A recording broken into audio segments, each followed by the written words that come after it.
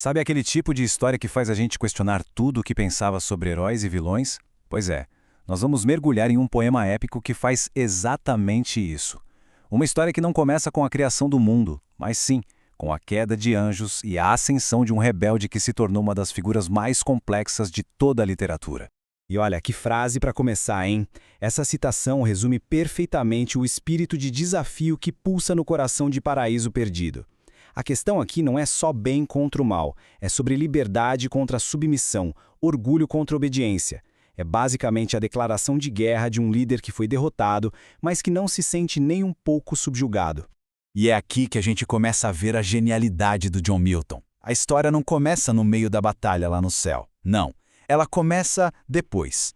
Satanás e seus seguidores já foram derrotados, já foram lançados no abismo de fogo. É a partir dessas cinzas, da derrota total, que a verdadeira narrativa começa a se desenrolar. O mais fascinante é o jeito que Milton retrata o Satanás. Ele não é um monstro caricato, sabe, com chifres e tridente. Longe disso. Ele é um general que perdeu a guerra, um líder super carismático que usa o poder da palavra para inspirar suas tropas, que estavam completamente desmoralizadas. Ele argumenta, ele persuade, e o que é mais inquietante, às vezes ele até faz sentido. É um vilão com quem, em alguns momentos, a gente quase consegue simpatizar.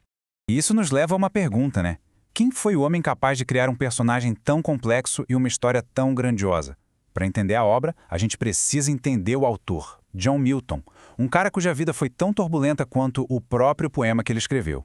Essa linha do tempo mostra bem que o Milton não era um poeta vivendo numa torre de marfim. Pelo contrário, ele viveu bem no meio da Guerra Civil Inglesa, um período de uma convulsão política absurda. Ele era um radical, defendeu a execução de um rei, ou seja, ele acreditava na rebelião contra a tirania. E é exatamente essa paixão pela liberdade, essa luta contra um poder absoluto, que alimenta o desafio de Satanás na sua obra. E isso aqui ilustra perfeitamente como a vida pessoal do Milton está totalmente entrelaçada no poema. Quando ele escreveu O Paraíso Perdido, ele já estava cego e do lado perdedor da política. Então todo aquele sentimento de perda, a necessidade de ser resiliente mesmo na escuridão e o espírito desafiador do Satanás, tudo isso reflete as próprias experiências e a urgência que o Milton sentia. Bom, com todo esse contexto em mente, vamos agora para o enredo central do poema. A história que, de certa forma, todo mundo conhece, mas que aqui é contada de uma perspectiva completamente nova. A queda da humanidade do paraíso. O ponto central de tudo, a grande questão filosófica do poema, é o livre-arbítrio. Por que um Deus todo-poderoso criaria seres com a capacidade de desobedecê-lo? Para Milton, a resposta é que sem a liberdade de escolha não existe amor verdadeiro, não existe virtude, não existe obediência genuína.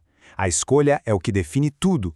E aqui a gente vê como essa escolha acontece na prática. A vingança de Satanás não é uma batalha direta com exércitos, é um ataque sutil, bem pensado contra a nova e amada criação de Deus. Ele sabe que não pode derrotar Deus na força, então ele busca corromper a humanidade. A história vai se desenrolando como uma tragédia que a gente sabe que vai acontecer, desde a inocência do Éden até a tentação e, por fim, a queda.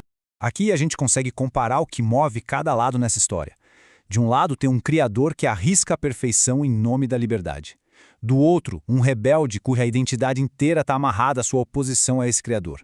A única meta dele é subverter a ordem do seu inimigo. É um verdadeiro conflito de vontades cósmicas. Ok, vamos avançar um pouco no tempo. Por que uma obra escrita há mais de 350 anos ainda tem um eco tão forte na nossa cultura hoje? Qual é, afinal, o legado duradouro de Paraíso Perdido? O impacto é imenso. A imagem popular que temos de Satanás, essa figura carismática, trágica, quase um anti-herói, isso vem em grande parte de Milton. Ele basicamente cimentou o arquétipo do rebelde contra o império que a gente vê em todo lugar. Dá para pensar no monstro de Frankenstein desafiando seu criador, ou até na aliança rebelde de Star Wars lutando contra um poder tirânico. O poema de Milton moldou a forma como contamos histórias sobre essas ideias. E acho que a grande sacada é essa. Independentemente da crença de cada um, Paraíso Perdido vai muito além do seu material de origem bíblico. A obra se tornou uma história universal sobre o ato de escolher, sobre arcar com as consequências e sobre encontrar um caminho num mundo que já não é mais perfeito. No fundo, é uma história sobre o que significa ser humano. E tudo isso nos deixa com a pergunta que ecoa desde a primeira página do poema. Milton não dá uma resposta fácil. Pelo contrário, ele nos deixa pensando nesse dilema que é fundamental na experiência humana. Uma questão que continua nos desafiando até hoje.